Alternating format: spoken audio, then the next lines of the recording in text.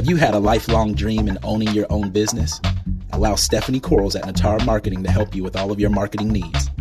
Nitara specializes in modern logo design, website development, app development, social media marketing presence, and search engine optimization. Nitara's team has a passion, skill set, and experience in digital services to help them guide you through your web development journey. They have happy clients as well. Owner of In-State Business Solutions, LLC, Cameron Shaw said, "Keep doing what you're doing.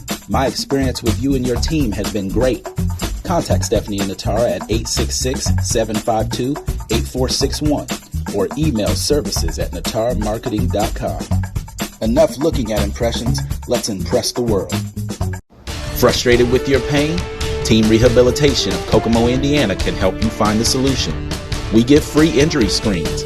Call to schedule yours today at 765-416-6630. We're located at 613 West Lincoln Road, just west of the South End Post Office.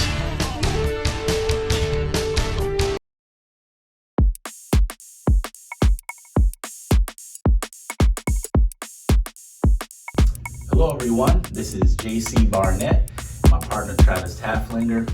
This is 1032 Podcast, Conversations with JC and Taf.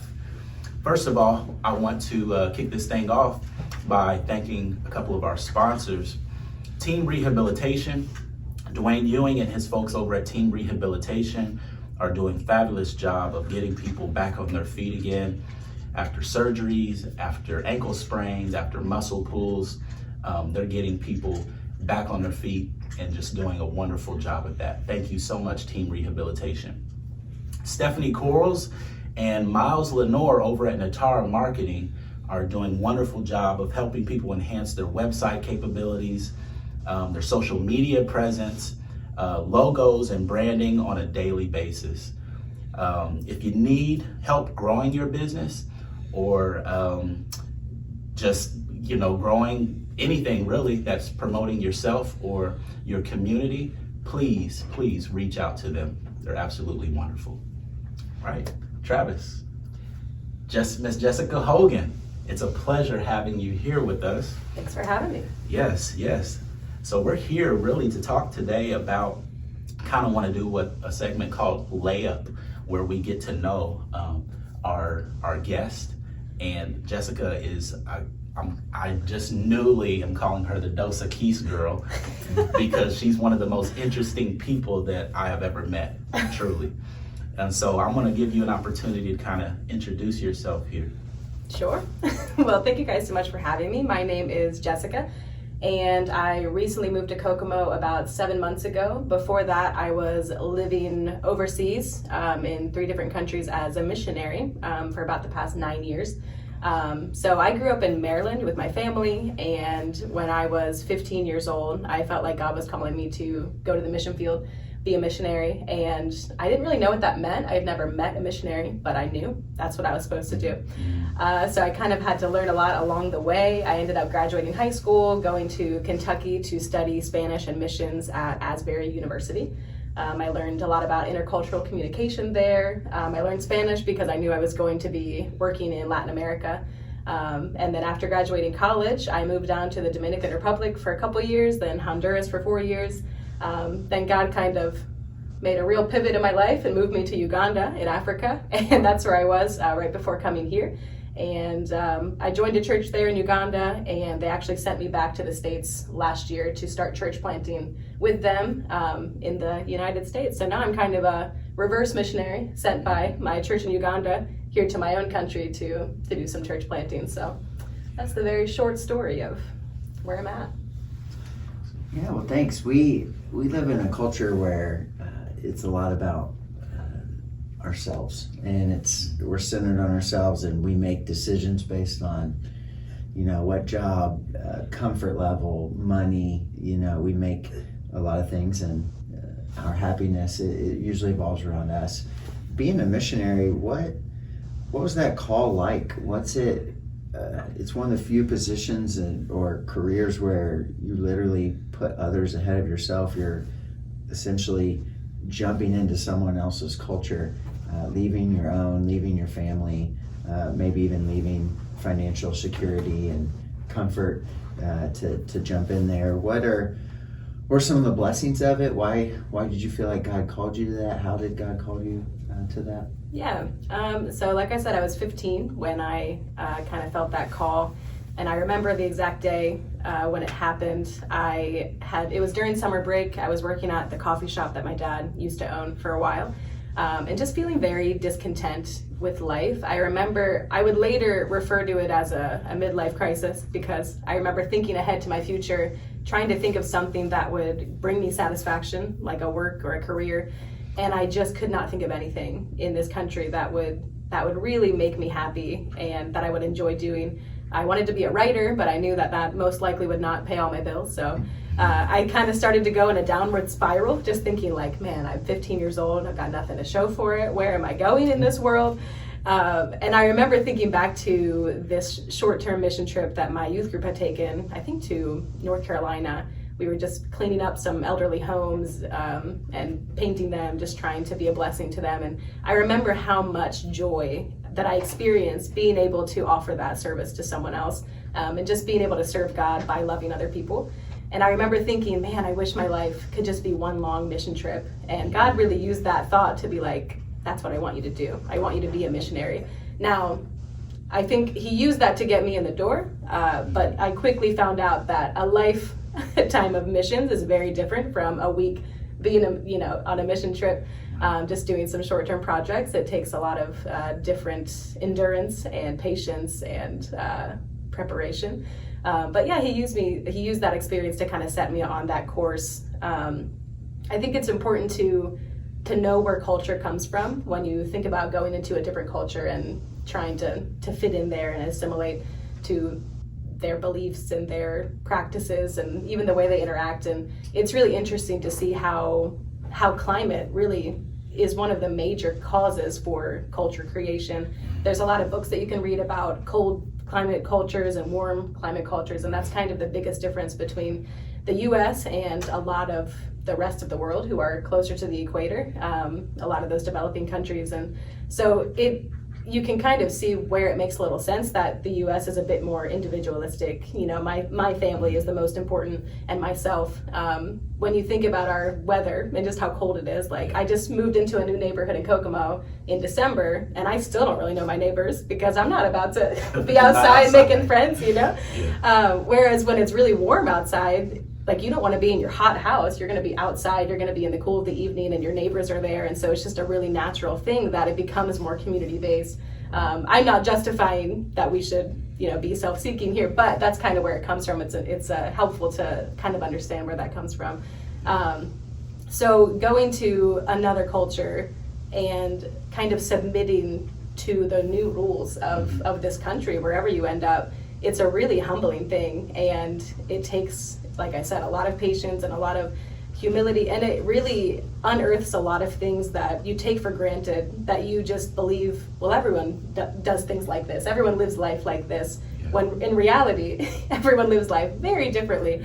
I would say at the core, all humans are really the same, but the way that we interact with one another, with the way that we do business, or just even get up in the morning, our morning routines and everything is just so different. And I would recommend that everyone leaves their country and explores a different place that's very distinct from their own, because it will show you just so clearly that maybe some of the things you thought were a superior way of thinking is really not. And right. There's usually and it's a whole process when you go to a new country, and there's a whole process about culture shock, culture stress, and then culture resilience, and I won't bore you with all those details, but usually when you go to a new country, the first stage is the honeymoon stage, where everything is like fun and exciting, and these new food smells, and even a new language, and it's kind of fun to make mistakes and laugh with the locals and just figure out how everything works. And then you kind of hit a wall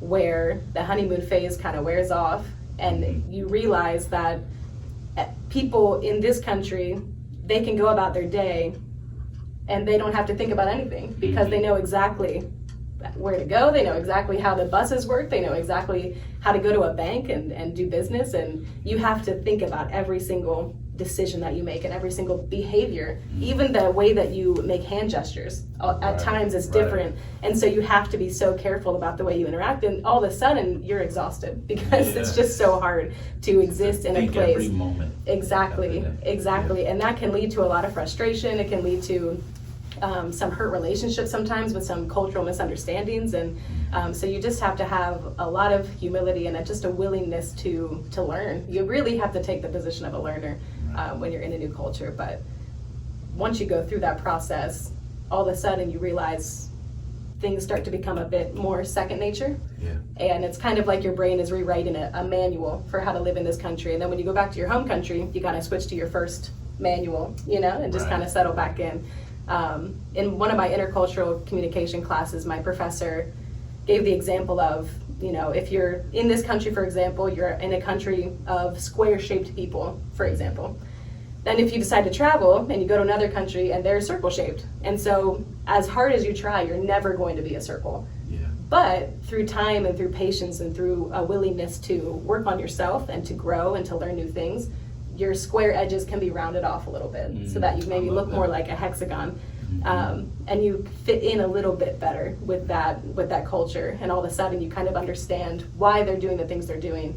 Now that means when you go home, you're not a square anymore either, and so you kind of also go through a reverse culture shock where you don't really fit in here, you don't fully fit in this new place, but the amazing thing is that the body of Christ is everywhere.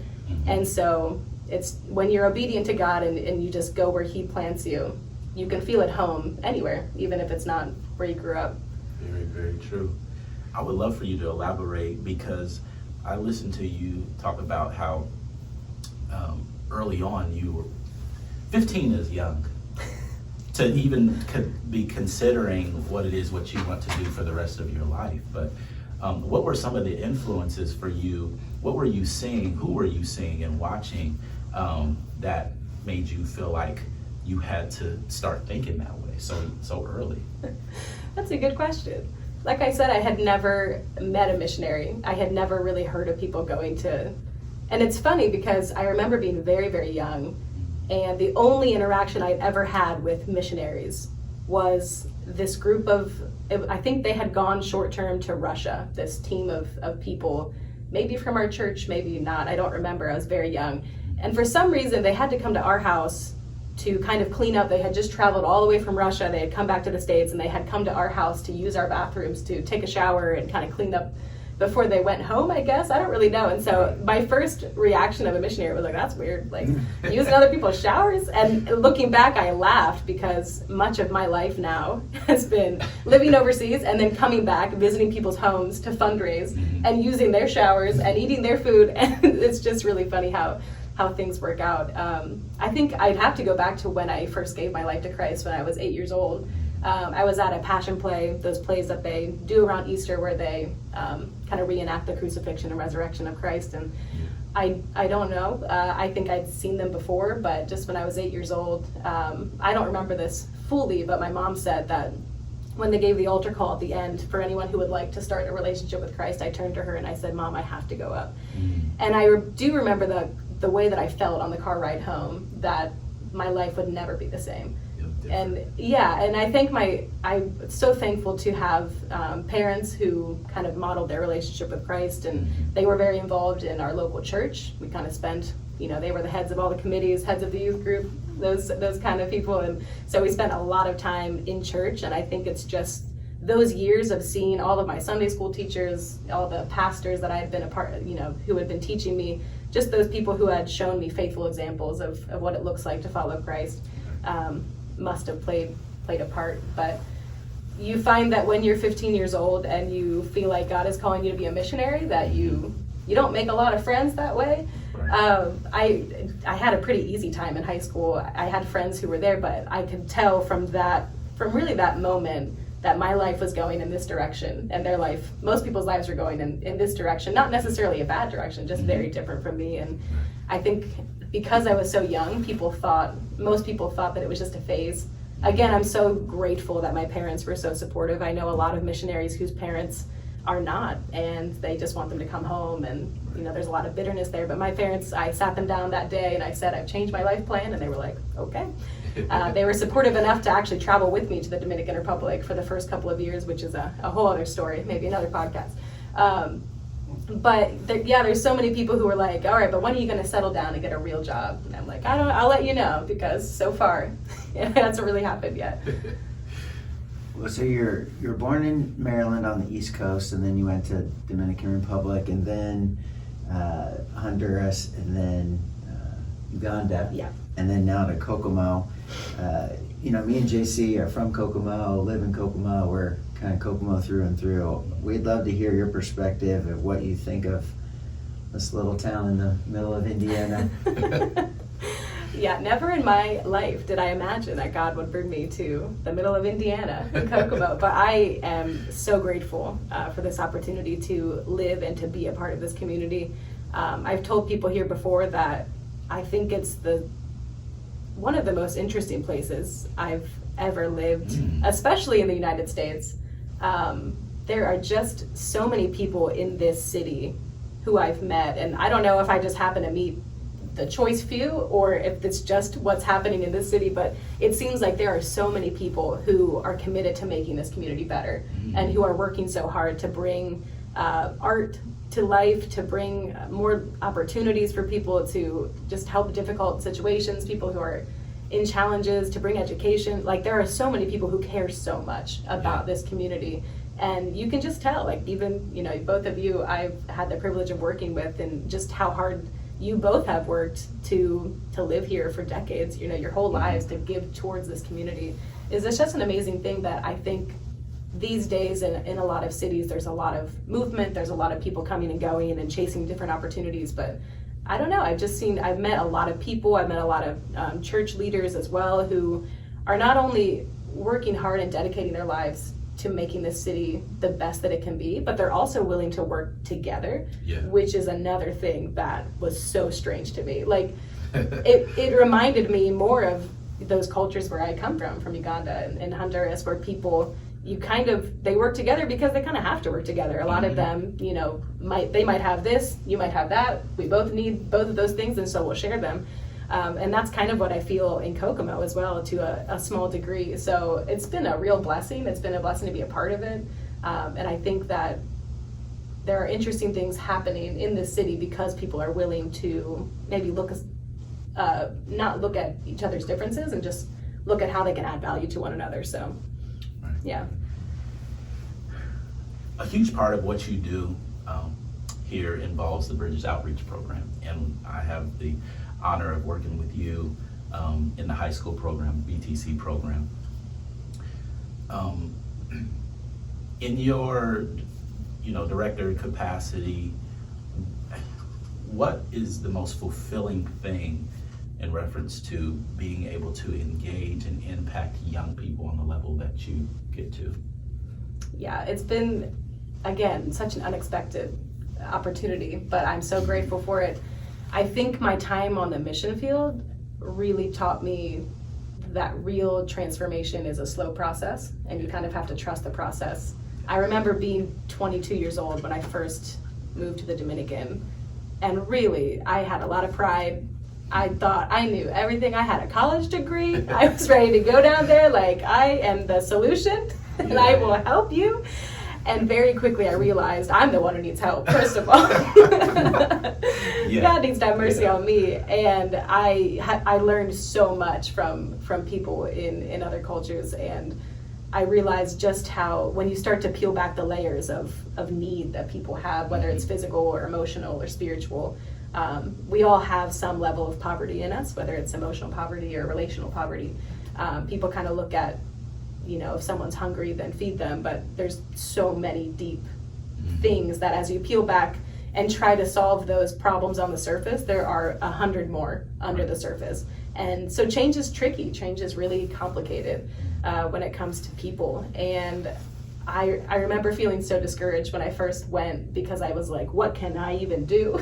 Am I even doing anything at all? And again, it was such a humbling moment to realize that no, that God is the only one who can really bring about real lasting change. And I just have All to. we can do is continue to show up. Exactly, Yeah. exactly. All I had to do was just be faithful, and just, if he told me to be here, then I would be there until he told me to move.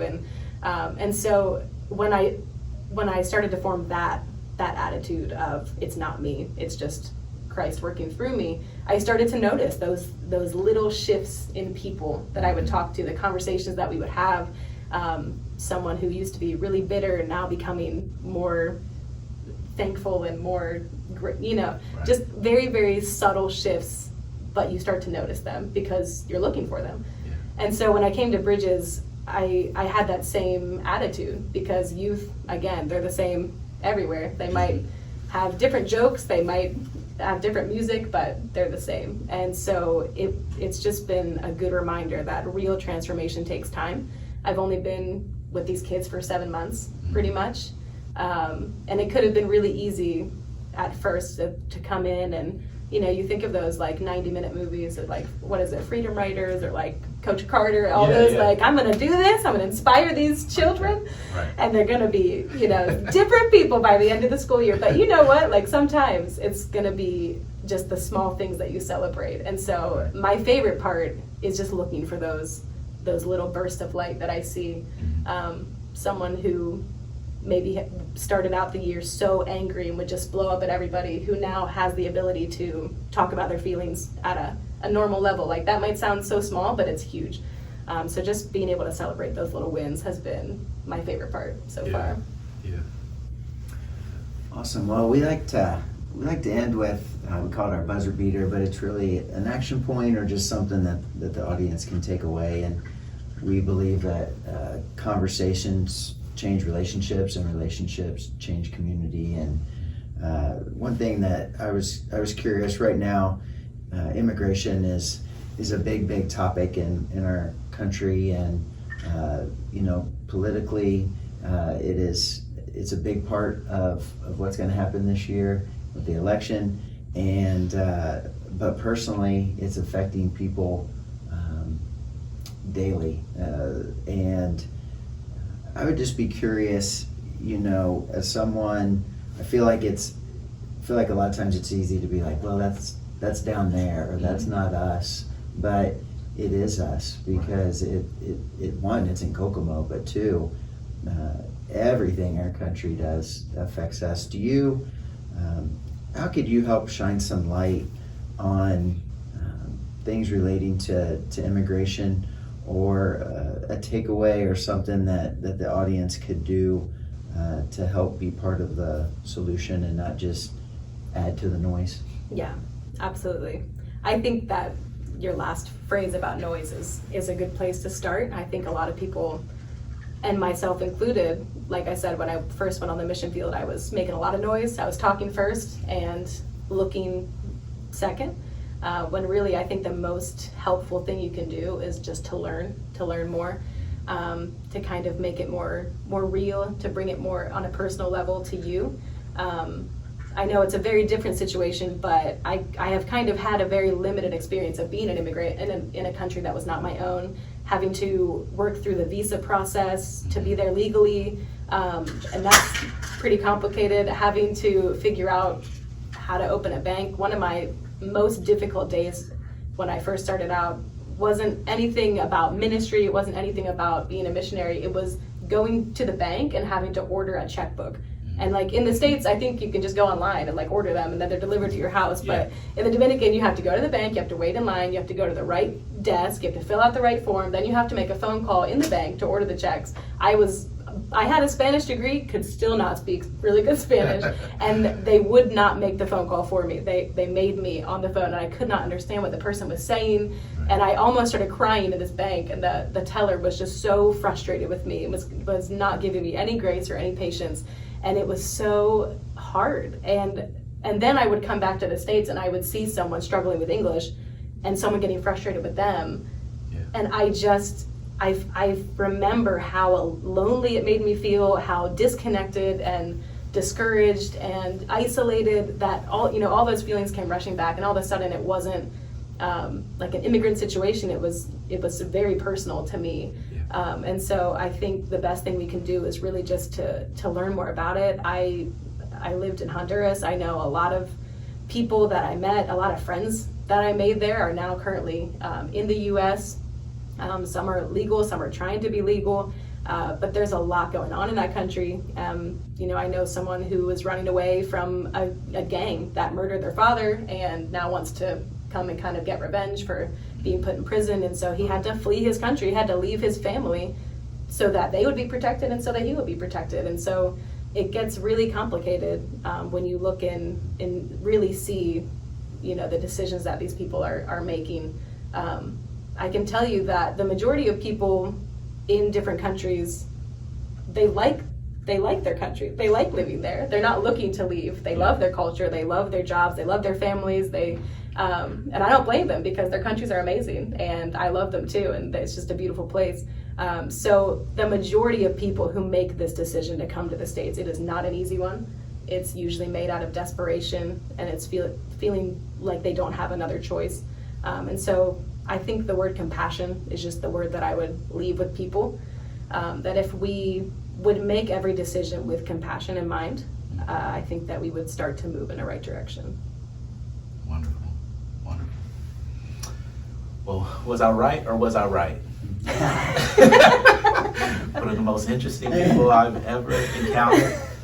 I truly appreciated your perspective on life, on mission work, on your relationship with Christ, and very thankful to have you here with us today, as I believe Travis does as well. Yes, we all learned a lot, and so thankful for your experiences and you voicing and shining some light on us today. So thank you.